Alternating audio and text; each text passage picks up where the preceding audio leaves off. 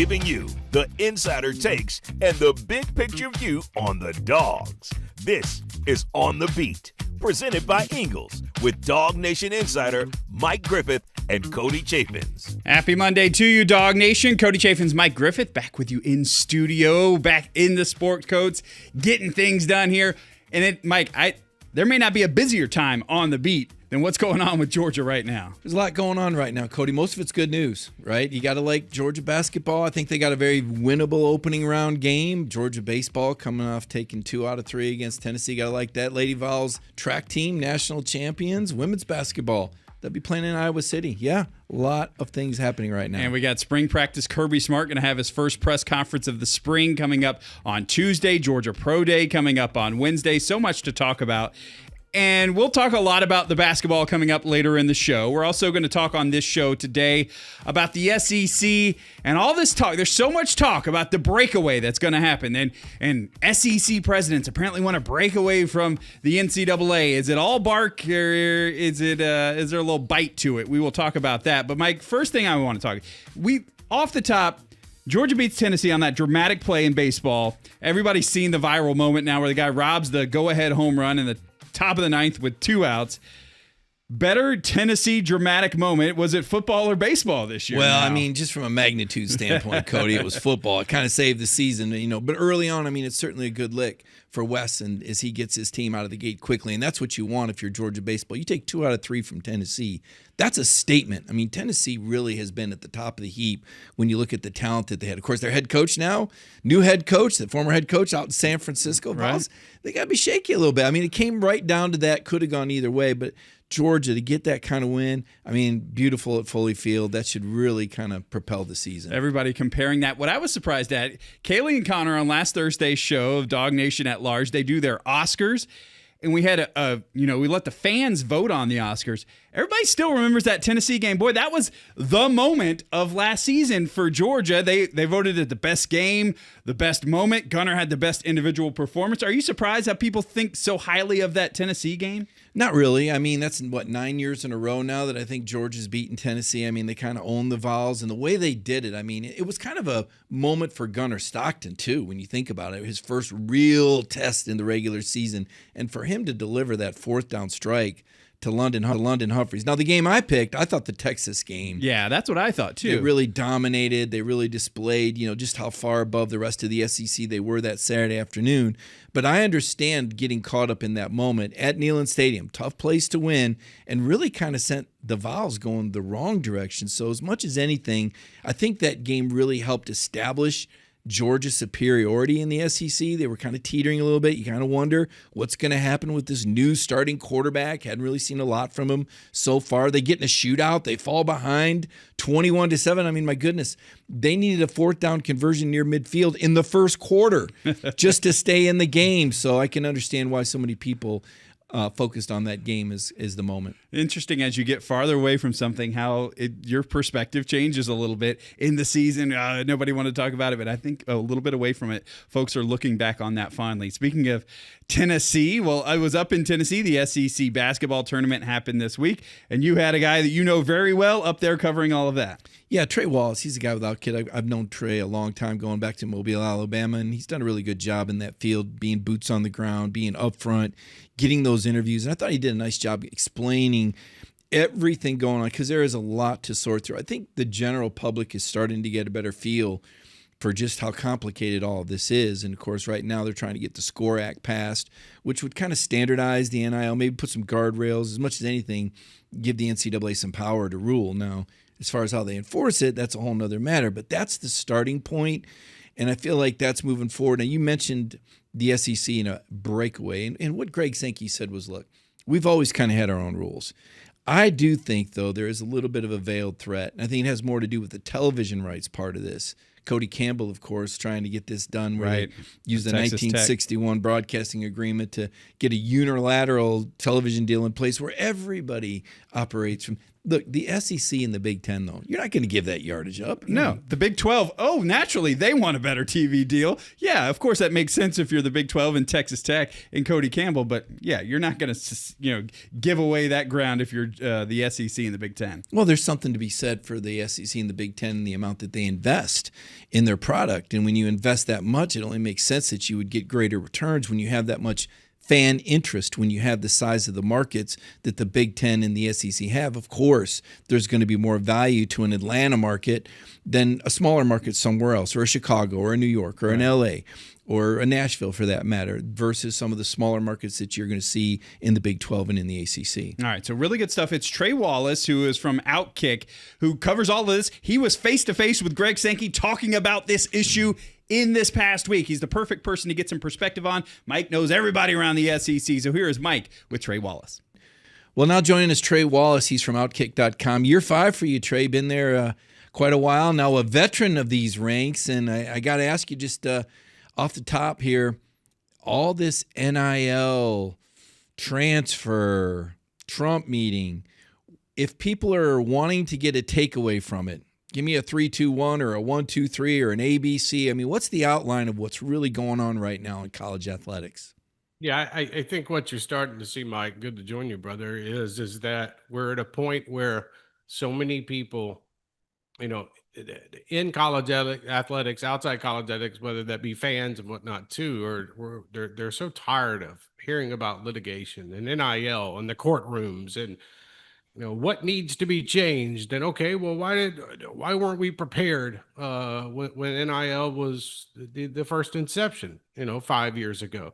Why do we not have guardrails up, regarding, going to state courts and battling eligibility issues? And, why is it that the NCAA doesn't seem prepared for where we are at in college athletics? And I could have said that from the start too. And I know you asked for a short one, but like when the inception of NIL, it just kind of rolled it out, threw up a couple of rules they thought would work, and then it just turned into chaos. So where we're at now is, NCAA and these schools are trying different routes to see if it works. One of them congressional route. And Mike, I don't know where we're even going to be at in a year from now.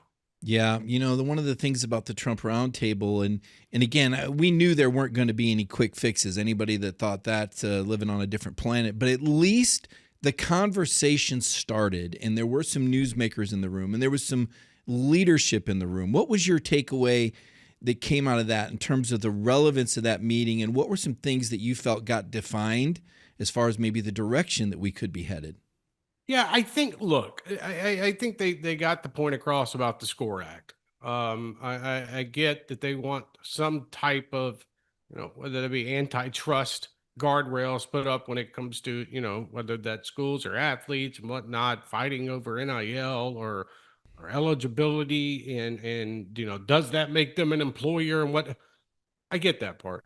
I think what we're missing right now is that, when you're trying to pass the SCORE Act, but then at the same time, you want to try to change up the Sports Broadcasting Act, which all that is, hey, let's try to pull together everybody's media rights. And, maybe we can make a little bit more money for each school.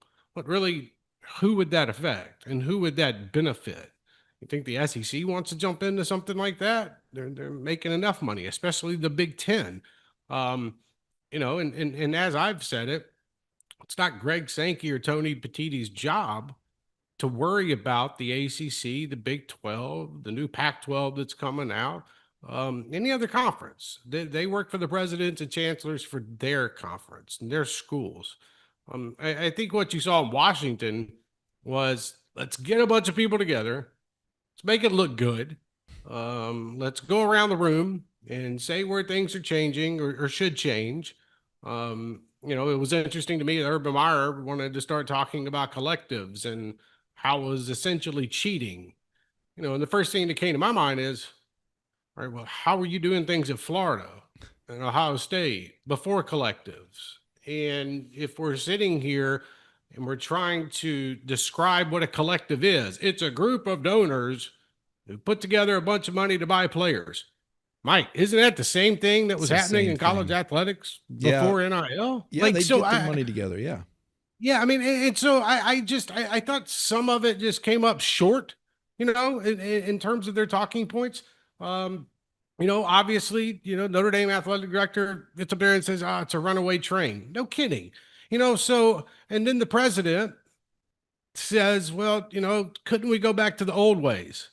Okay. So you want to hand out scholarships, and they were talking about, maybe a $15,000 payment or a $50,000, payment.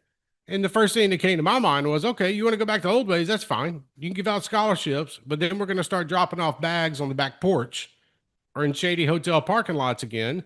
And if you want to do it that way, there are certain schools around the country that are experts at that. and they will start flourishing when it comes to recruiting again. So I think that where we're at, Mike, and going forward, I don't know how much an executive order holds up, to be honest with you, legally, whatever that might be that the president is putting together with a handful of people. But on Friday, I think a lot of it was for show, but at the same time, the president is involved in college athletics. He does care about it. I give him that. I just wonder, right time, right place, and meaning. And what I mean by that is not everything else is going on in the world. You got midterms coming up for these congressional leaders, congressmen and women. Are we really going, are they going to be worried about college athletics during a time when they're trying to stump around the country or whatever state they're in? So I'm just, again, I just think that we're sitting here and we're talking about the same old problems, and we're begging Congress for help. And I'm sure they've got 18 other things on their mind besides what's going on in college athletics. Right. And in one solution, even if the SCORE Act gets passed, and the SCORE Act is to standardize the NIL dealings and the revenue sharing, an antitrust exemption, which would give the NCAA power to penalize. But then, Trey, we're right back to the same old issues of, do they have enough people to investigate? How do they penalize? Are the penalties unilateral? Are they equal? In the past with NCAA cases that you and I have covered over the years, one size doesn't fit all. How specific is it? I do know that the oversight committee that Georgia Athletic Director Josh Brooks serves on has got some pretty hefty penalties in mind for schools that sign athletes outside of the transfer window, and that's well and good. That window can be very clearly defined by dates, or in Dabo Sweeney's case, whatever text messages he can find on one of his players' phones from Pete Golding and Ole Miss. But the other things, the NIL dealings and what money constitutes being within that umbrella of what the school can give versus the true NIL deal. And that's the other issue we're seeing. When the CSC came in, the whole concept was this was going to be another governing body that could perhaps separate these NIL deals as, verifiable and worthy, or non-verifiable and unworthy. And of course, now that's leaked into the courts. So it seems like we keep bumping into one problem after another. But the discussion has started. I think the roundtable did get some opinions on the table. I think public perception was brought in. And you're right. It's going to be hard to put the toothpaste back in the tube. I can't see us going back to the old ways. But maybe that's a negotiating point. Maybe in Trump fashion, that's just kind of where the negotiation starts.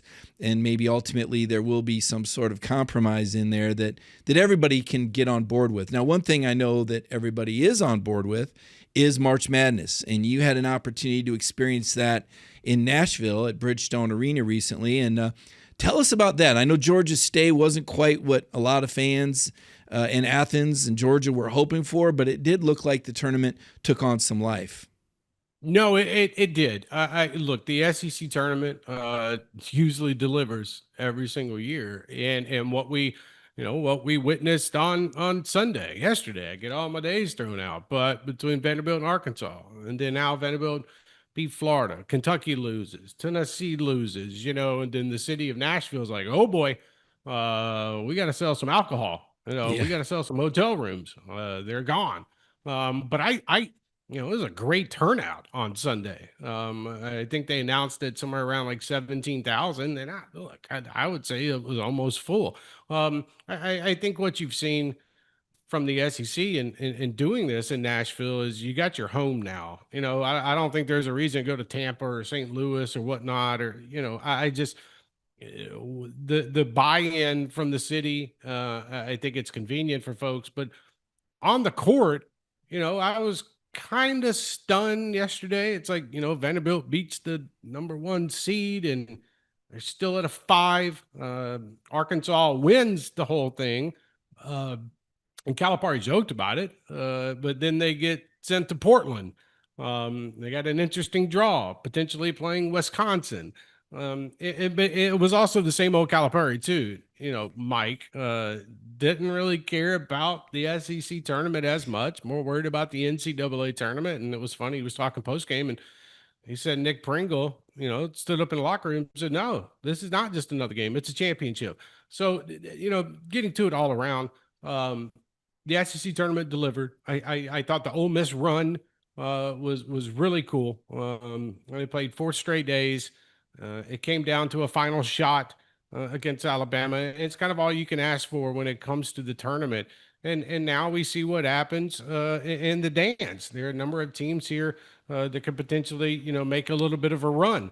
And so, and then you also have to look at coming out of it, Alabama. Okay, well, they're probably going to be without their second leading scorer, Aiden Holloway, who was arrested on felony marijuana charges on Monday. So things get interesting now for the Tide again. So a lot of things coming out of Nashville that should probably, transcend over to Thursday, Friday in the first, second round matchups. Yeah, we'll be all filling out our brackets. I'm not so sure Georgia fans would agree with you with your enthusiasm for Ole Miss. I think they've seen enough of that powder blue in football and basketball. Let me ask you, Trey, Georgia basketball for a long time has not been relevant, but they're making their second consecutive appearance now under Mike White. Third straight 20-win season. That's only the third time in history that's happened. You've been in the SEC a long time. How much of a lift was that for Mike White? Should Georgia fans be very pleased with where they're at, or is the jury still out based on how they do in the first round against St. Louis? I tell you, it was fascinating to me to see the buy-in from fans this year in Athens. Not saying, it was some like shocker. It was fascinating to see Stegman sold out numerous times. You look at some of the wins that they had this year. You look at Coach White and what he's been able to do with Georgia. Getting to the NCAA tournament is not an easy task. I don't care that you're in the SEC. You have got to be able to score on the outside. You got to have a presence in the post. And look, if you're not going to play for a title on Sunday, it doesn't hurt to have a few extra days off to try to make an NCAA tournament run. And I think, what Mike White has been able to do during his short time there, I think it should build confidence. And Georgia has shown that they're willing to spend money on basketball. Now it's all about, okay, see what you can do here in March, and then you're retooling for next season. And I do think that it's been kind of leaps and bounds from where the program was at compared to where they could potentially go in the future. And we've seen schools, that, okay, maybe football is more important to some, but they're still investing a good amount of basketball, money in basketball. I look at Oklahoma, and it's kind of a case where it's like, okay, fans are probably more worried about football. That's fine. But with them bringing back Porter Mosey and also saying at the same time, we're going to invest into our future, AKA NIL rev share. I think the same thing can be said with what's going on at Georgia. The athletic department, in my opinion, is stable. And at the same time, you got a basketball coach that's led you back to the NCAA tournament. Let's go see what you do with it.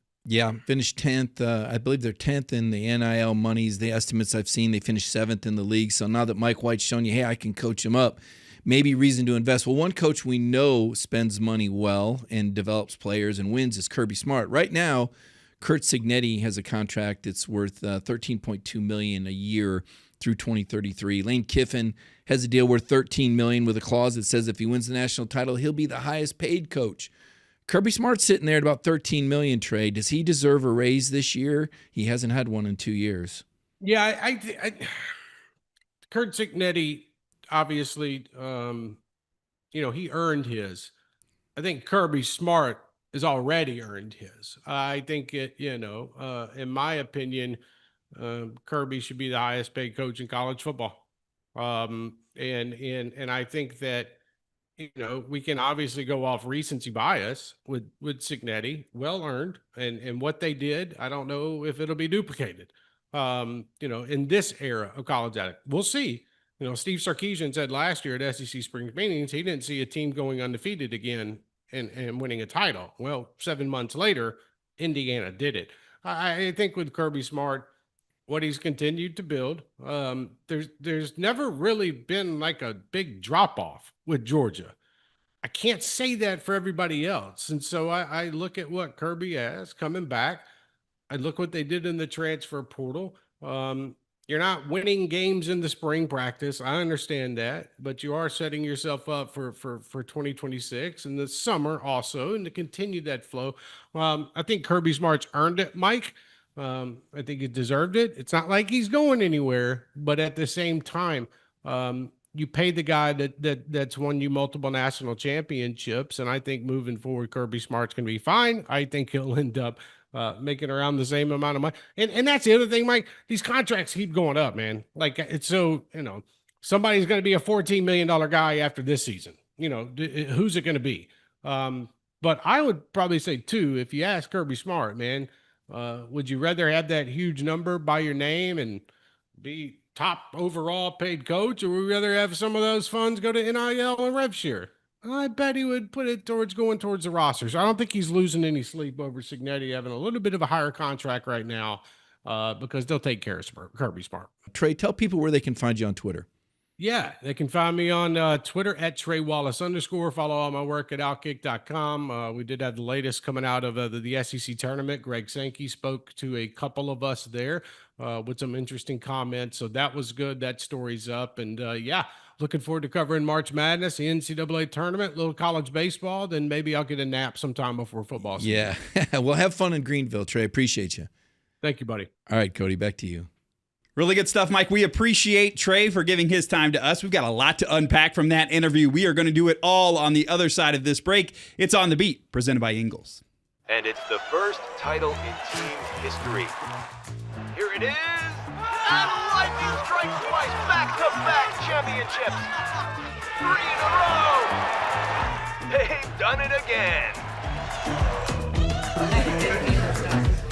Where did those cheese come from? Relax. They're from Ingalls. Can I eat this now? All right, we appreciate Ingalls being a part of On the Beat each and every week. Loving having them as a sponsor. Well, you saw the interview with Trey Wallace from Outkick. Mike, a lot to talk about that he had to talk about. It is interesting getting his perspective on what happened at that White House roundtable, who we talked a lot about last week. The other news that came out is that Greg Sankey has since said, SEC presidents have given me the okay. And it certainly sounds like, from what we've heard from Jerry Moorhead, he's one of those guys who wouldn't mind breaking away. But it kind of lessens it a little bit. It's not going to be just the SEC. It sounds like it would be the SEC and probably the Big Ten and probably just in football if they did break away. And ultimately, I think this is where we're headed. And when we talk about the super conferences, and you've heard that for a long time, but now you're starting to understand why. And the super conferences, maybe not as they are, Cody. We've seen a lot of realignment in these conferences. I think there could be more ahead. I don't really know the timetable for that. I don't know if it's 2 years, 4 years, 10 years. But ultimately, I do think you're going to see there's a matter of the haves and the have-nots, and who can really afford to sit at the big table, who can really afford to pay players enough to build championship rosters. I think those numbers are limited. And I think you're going to continue to see the Big Ten and the SEC dominate in college football as things stand. Yeah, and nothing's going to change there. You guys talked about a couple other things. One of the other things, Kirby Smart getting a raise. It was something you wrote about on DawgNation.com this week. It's an interesting thought. Kirby has won back-to-back SEC championships. Other guys are getting paid more. I think we heard Peter Burns on this show talk about how Kirby's worth that extra $25 million a year just because you're not having to pay a buyout to another coach. And what he brings into the program, he's able to get guys on discount, which is other money saved by Georgia through NIL. So Does it make sense? It's just a given that Kirby's going to get a raise here? I think so. I think it was a little hyperbole from Peter, though, when he's talking about $25 million. Yeah. I don't think Kirby needs $25 million. I think he would blush. But should he be the highest paid coach in the country? Absolutely. And just from a continuity standpoint, and the point Peter made was well taken. I mean, he had over $130 million worth of coaching buyouts at these other places, and that's a risk that Georgia really doesn't have. Kirby has proven how important the continuity is. He's been a consistent winner. I mean, you can go back and woulda, coulda, shoulda, but let's face it, Georgia's had some injury issues the last 2 years that have really derailed their national championship hope. Say what you want about Carson Beck, but he started every game, and it was really kind of unfair to throw Gunner in there against Notre Dame and say, okay, let's make a whole new game plan with a quarterback who's not started a game. And still, Gunner came through this year, put him on the doorstep once again, and then you get a key injury to your Mike linebacker, Raylan Wilson, in the first quarter, and you're missing Gabe Hall. And oh, by the way, Frazier goes out with an injury in the red zone at a really inconvenient time. Your safety gets hurt. The other safety comes in, blows an assignment. These are the things that determine championships. You've got to have your best players on the field, and Georgia simply didn't. Yet still, they went deep into the fourth quarter, woulda, coulda, shoulda won that game, and who knows what would have happened against Miami. All you can ask for is a chance to win the national championship when you get to the playoffs. I always compare it to NASCAR.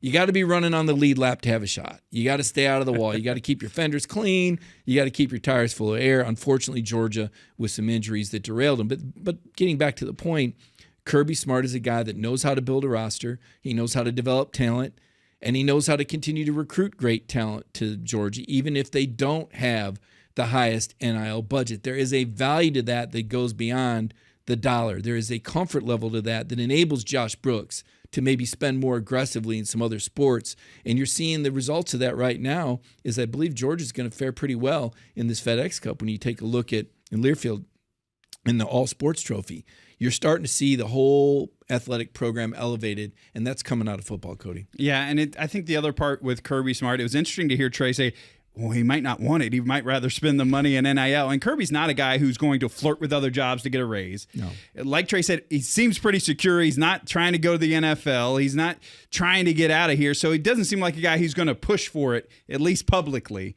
Is it a thing he wants, you think? I mean, I think everybody will take more money, but would he rather, like Trey said, would he rather spend that money other places? Well, listen, if Kirby Smart wanted to negotiate a raise, he could get a much bigger raise than the one I believe he's going to get in May. I mean, it's a cyclical deal. It's, every 2 years, the last few cycles. So it's just time for Kirby to get a raise.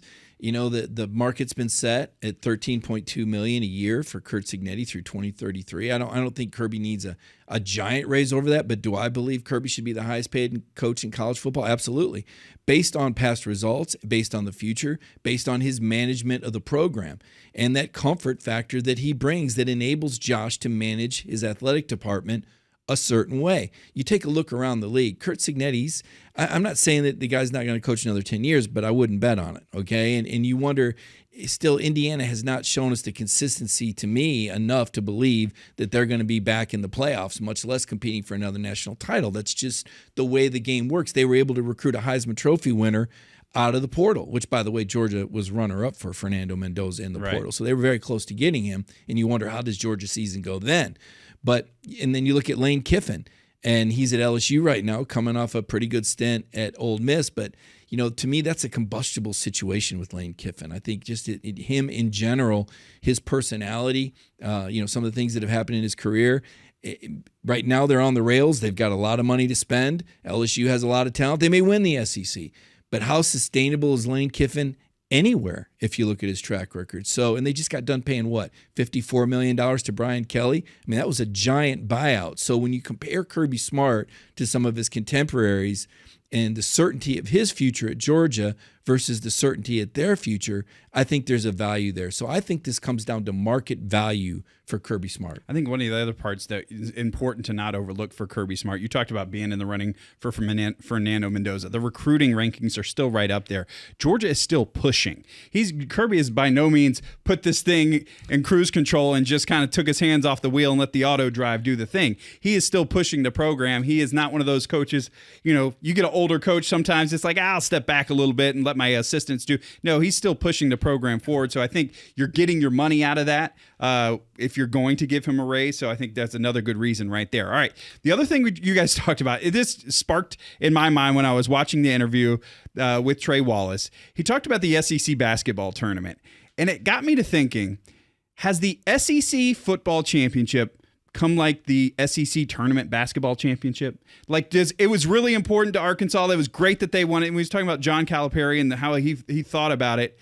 Has it become that way? Because, it's important to the school who wins it, and they'll claim it and whatever. But does the rest of the league care who won the SEC basketball tournament this week? And does the rest of the league care who wins the SEC football championship every year? Yeah, I agree with you that having a tournament now behind it, whether it's 12 or 16 or 24, currently 12, likely to go to 16 or 24 very soon, sooner than later, it does mitigate it somewhat. It does make it less relevant. It also makes the regular season a little bit less relevant. Now it's all about the playoffs, and that was the fear of going to a college football playoff. So why did we do it? Well, money, more games, more inventory, and maybe a little bit more of that fringe crowd that maybe wouldn't normally watch the college football bowls. Well, now there's a playoff in place. And so now you've kind of hit that lunatic fringe, the people that don't normally watch college football, and they just pick their favorite on a helmet. Maybe they're really pro football fans or from other sports that typically would not be watching college football unless their favorite school was involved. Well, now by widening the playoffs, you're building an audience and you're building more volume for these networks to sell ads, and you're adding more value to your television packages. And so it's kind of been the cost of doing business. Now, what does it do to the championship game? It's still a big moneymaker. It means a lot in the SEC.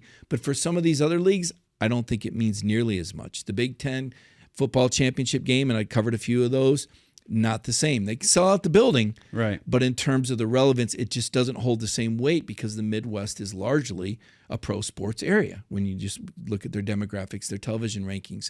Big 12, maybe it would mean a lot if it was the right team, but the right teams have already come to the SEC. Texas and Oklahoma, they're here now. What's left? What's the marquee program in the Big 12 right now? I'd have a hard time putting my finger on a team saying getting that. Geared up over Arizona State. And look, in the ACC, that's another conference. Miami still hasn't won an ACC. As Kirby Smart reminded Mario Cristobal at the Spurrier Awards last month, Miami still hasn't won a conference championship. Clemson has had a very dramatic fall off from where they were, and how can they possibly operate under this model when their television contract isn't as much and they're not in a big major market? So now Clemson's fallen off. Florida State, what a disaster. Georgia broke them in the Orange Bowl. They haven't been fixed ever since. Maybe they had a few moments of glee when they beat Alabama on a wet turf, but outside of that, Florida State's history, they're not what they once were. So where is Georgia Tech's rising up? They're becoming competitive, but clearly they're not at the top of that league, missed the playoffs, even though they reached the top 10. So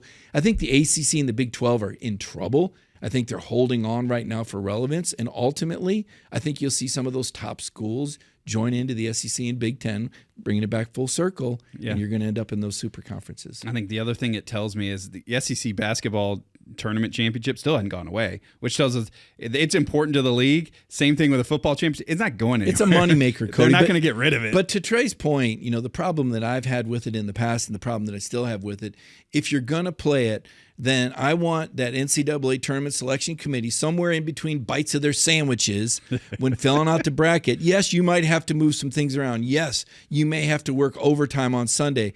But if we're going to play these conference tournaments, make them relevant and think about each team. And if you're going to have these tournaments, reward the team that wins it. The fact that Arkansas has got to go out to Portland on a Thursday after a Sunday, that's ridiculous. That's malpractice in that room. I don't know who made that decision or who signed off on that, but that's wrong. I think those games should count, and they do in terms of the net rankings and some of the metrics, and there may be some little adjustments made, but not enough in my opinion. If you're going to play the tournaments, those games need to count and be relevant. Otherwise, I think it's just a money-making exhibition. And it's hurt you if you're Arkansas by having to play that extra day. Yeah, Trey brought that up. Game. One good thing for the Georgia fans, hey, at least Mike White's got a few more days. And it's not like Ole Miss just rolled over and died, by the way.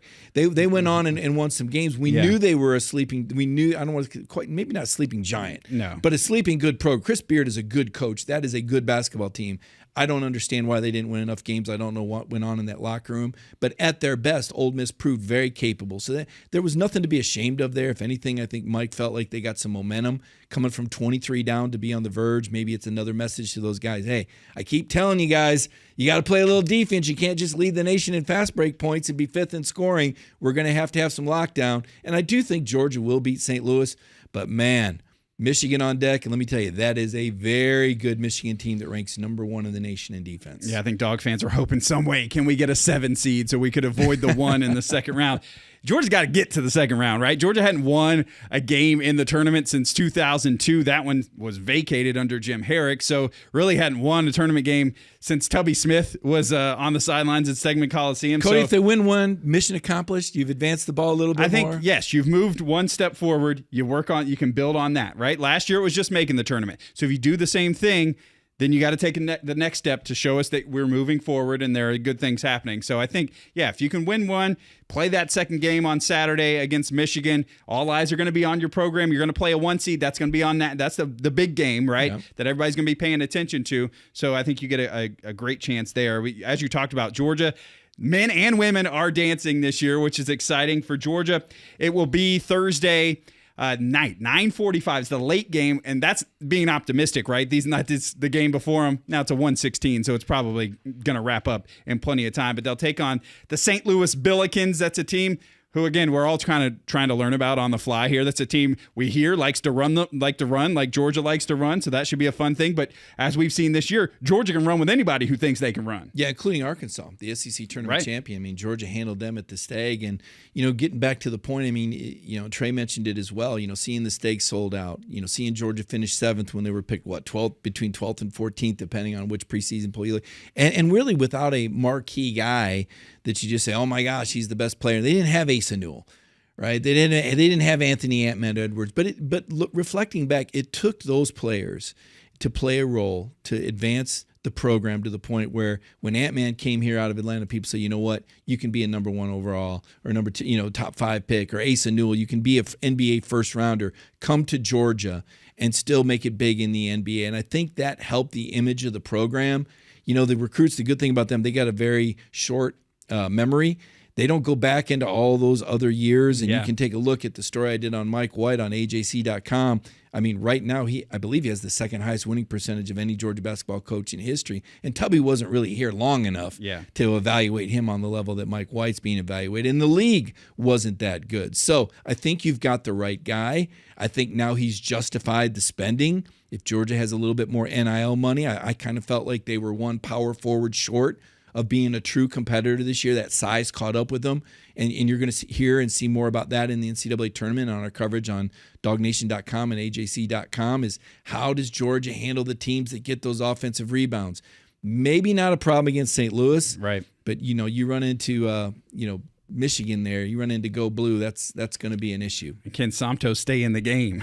whether it's fouled out or getting ejected, can Cyril stay on the court? If he can stay on the court, you like Georgia's chances. You look at the numbers, the way it swung this year when he was not there. Those are the games you lost, I think, to the Florida game. You talk about earning that money, earning the spend. How about Carol Smith-Gilbert, the track coach? The women's team wins the indoor national championship. They won the outdoor last June. They just spent $60 million down on millage to build a brand new track complex. Boy, they've earned that. How about Coach Abe getting the Lady Dawgs basketball team? They are dancing. They're going to play on Saturday at 1:30. They're a 10 seed taking on 7 seed Iowa. And so... or they'll play in Virginia or Arizona State in Iowa. Right. The winner of that. A couple of years ago, they ran into Caitlin Clark. Yes. That was not good. Don't want to do that again. No. So they'll get that 10 seed and a chance to move on, but they're back dancing again. It was interesting what you said, though. You feel like Kirby Smart has helped all of this happen? Absolutely. I mean, it all starts. Football is the engine that drives the revenue train, and those free jerseys they're giving out at basketball games to help fill those seats, and the great seating now that students get, those come at a cost.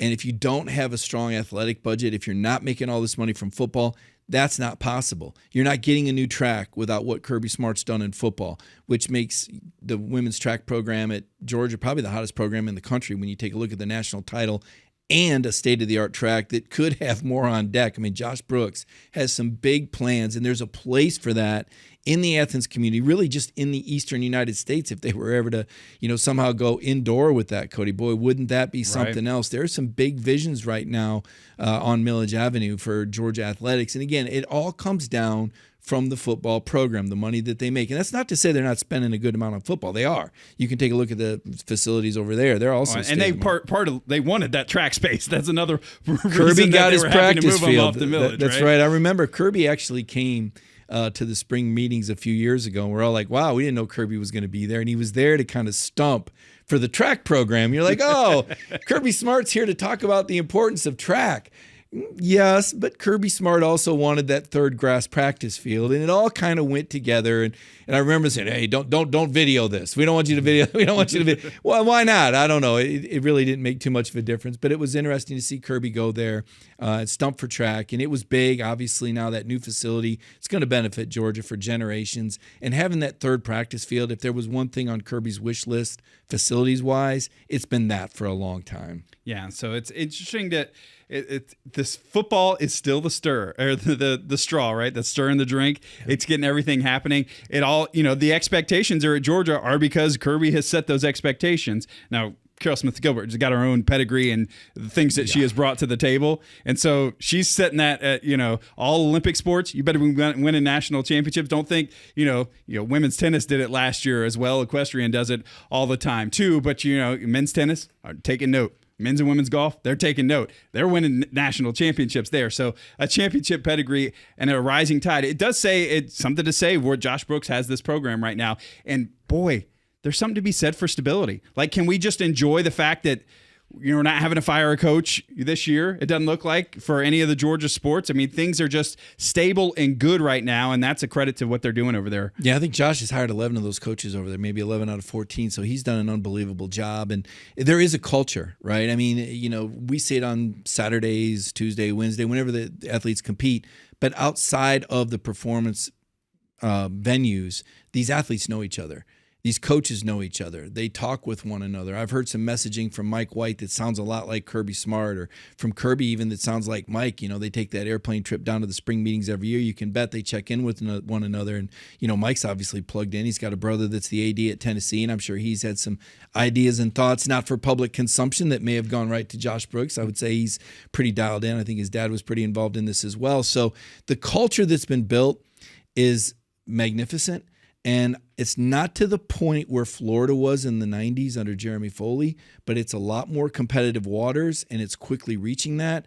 And I wouldn't be surprised, Cody, if Georgia doesn't pass Florida very soon when you look at that all-sports trophy. And Florida's owned that for a while. They've got some obvious advantages with all the athletes they have in that state. That's really helped them out a lot in the non-revenue world. But now that there's all these scholarships available at Georgia, it's more of a level playing field. That was one of the things that came out of the House settlement. Josh knows how to use those funds. He knows how to hire coaches, and he knows how to manage an athletic department. All right, really good stuff. As we start to wrap up the show here today, Kirby Smart press conference going to come up on Tuesday. We will have that for you on our DawgNation YouTube channel. Of course, all the coverage there. And then I'll be headed up to Pro Day on Wednesday. We'll get to see those former Dogs work out one more time. CJ Allen, expecting him to see him work out for the first time. We didn't get to see that in Indianapolis.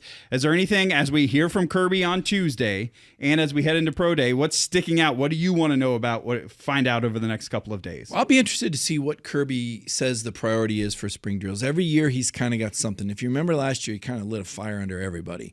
He told us these guys didn't want to be coached anymore. Said this was the worst group of freshmen in shape. It was a very different tune by the start of the season, but Kirby got the message across. He knew that he had a bit of a reload on his hands. A lot of leadership had gone out the door. He had a lot of guys to replace Cody. 17 guys made NFL rosters off last year's team. So there was a big reload going. Gunnar Stockton now much more established as a team leader. Mike Bobo with a better idea of what Gunnar can do in the offense. And now how do they integrate some of the transfers? What happens with the young receivers? What is the run-pass ratio really going to look like? We know Gunnar is not not going to run the ball as much. They do not want to expose him to the hits that he took last year. Well, what are some things that you can do to avoid that? How strong will the offensive line be? You're losing a couple really key pieces there.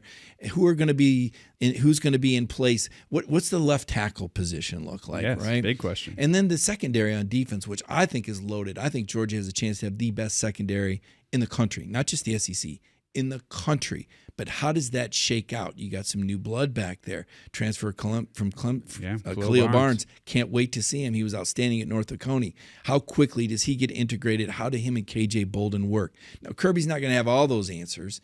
Maybe none of them on the first day, but he will definitely give us a sense of direction of where Georgia football is at right now and where he wants to take it. Yeah, on the beat every week during the season, you expect Mike and I to wrap up the press conference after those Monday press conferences. Well, it's a Tuesday press conference. So what we are doing here at DawgNation, we are going to move DawgNation at Large with Kaylee Mansell and Connor Riley to Tuesday night. They are going to wrap up Kirby's press conference from the first day of spring practice. We're going to have all of that for you coming up tomorrow night. DawgNation at Large, special edition, Tuesday at 7 o'clock, wrapping up the first day of spring practice and talking about all of those things, what we hear from Kirby Smart and how what Mike does so well, read between the lines. What's Kirby really telling you? They will break all that down. DawgNation at Large coming up Tuesday this week at 7 o'clock. All right, that's going to do it for us here on the Beat. We appreciate Trey Wallace being a part of the show.